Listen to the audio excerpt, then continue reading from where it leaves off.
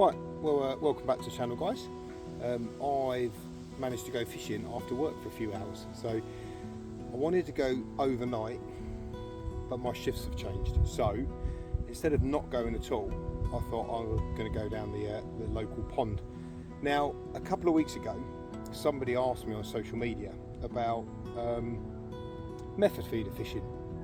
They're sort of getting into carp fishing. They've done match fishing and normal floater fishing for years, and they were sort of asking me about the method feeder and and the fact that it's kind of a forgotten about method really.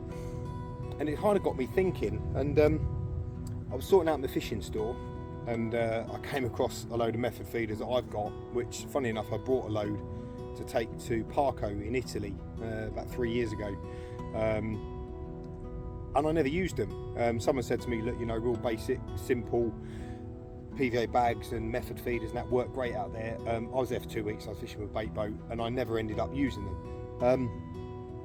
And that question on social media really got me thinking. I thought, you know what, I've got a few hours, why not?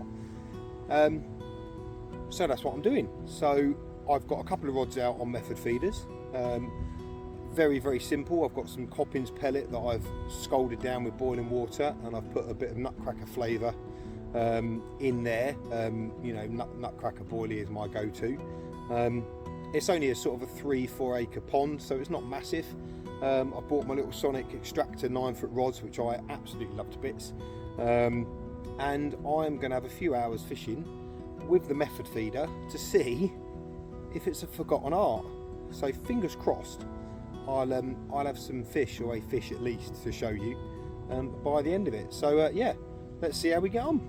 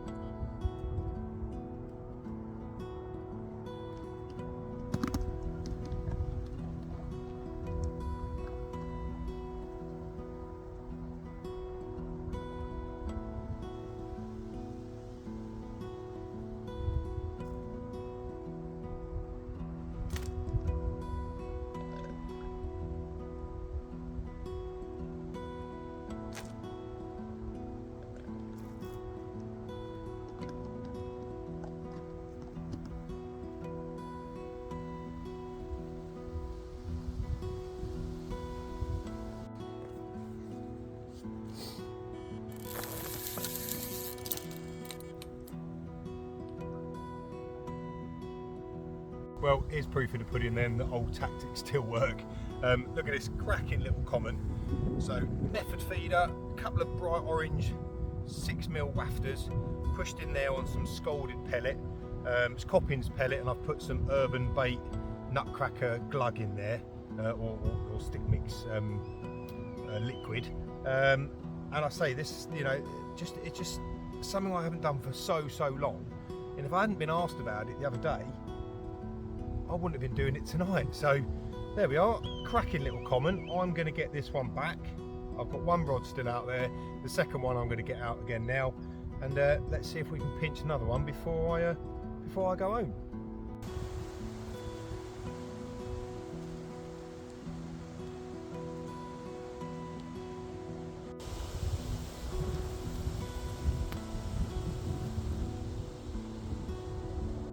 Right, now those aeroplanes have stopped buzzing over my head, I'm going to run you through the method feeder. So it's really simple. I haven't done it for so long. It's great.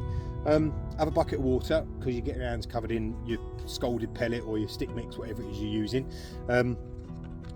two little 6mm bright orange wafters.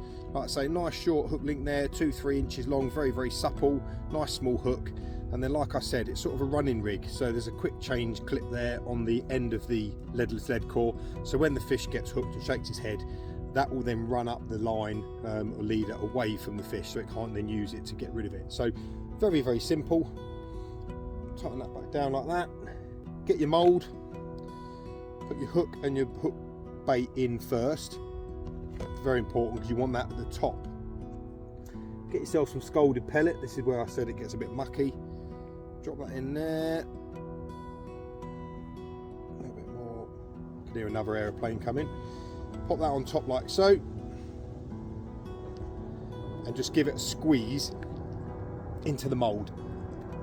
And then what you'll get, if I can get this out before the aeroplane, is your hook bait and your hook right at the very, very top. All your stick mix or scalded pellet on top of the feeder, and then that is then ready to cast straight out. So I'm going to get this out because you can hear the aeroplane in the background. See if we can nab another one.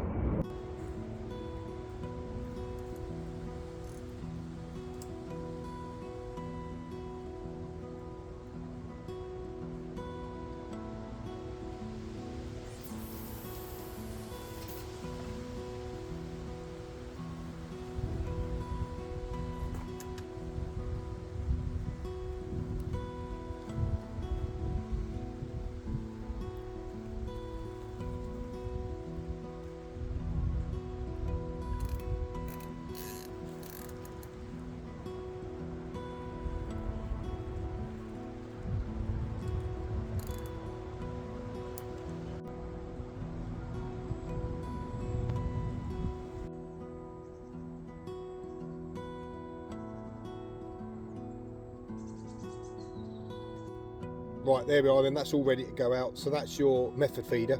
That's just scalded 6mm Coppins pellet. I'll put some nutcracker flavouring in there as well. Two little bright yellow wafters on this one. Very short hook link, like you do in a PVA bag, that sort of thing. Nice flexible material. That's silk wire from PB. And there's a small size 6 jungle hook on there. And then I'm using a bit of leadless lead core, the Kevlar from PB, and the way this is set up is it is a running rig, so it won't drop the weight on the take, but the weight will run up away from the fish. So I don't want to lose my method feeders. You know, like I say, I'm not using for donkey's years. I've only got 2 or 3, and it was a bit of just a try out really today. So yeah, so that on the take, that rubber will sort of lift up off the method feeder, and then that method feeder will run away then from the actual fish, and obviously keep the hook sort of pulled down into that bottom lip. So that one's ready to go out. I'm going to get this one popped back out, then I'm going to prep the second one. I'm going to bring in the second rod, because at the moment that is just on a bottom bait, and I'm going to bring that in, and I'm going to pop that one out on a method as well, because that last one went off pretty damn quick. So we'll see how we get on. Well, if that common wasn't proof that old tactics work, what's in here has actually blown me away, because I didn't think there's anything in here bigger than 15-16 pound, and I've gone and caught myself a mirror, not a common, which isn't that common in this particular lake, and it's 2 ounces over 20 pounds. So I'm absolutely chuffed to bits. So let's lift her up for the camera, giving her mouth a little treatment. What a cracking fish, look at that. So it's my little 9-foot sonic extractors, 15-pound subsonic green line, and then method feeder, unbelievable method feeder, little size 6 jungle hook on a very short 2-3 inch flexible hook link. I had a take, the fish went for a snag, and I had a hook pull, so I was a bit gutted. Got it straight back out, and within 10 minutes this absolute stonker was ripped off. So I better get this one back and see if we can make another one. I'm chuffed to bits with that.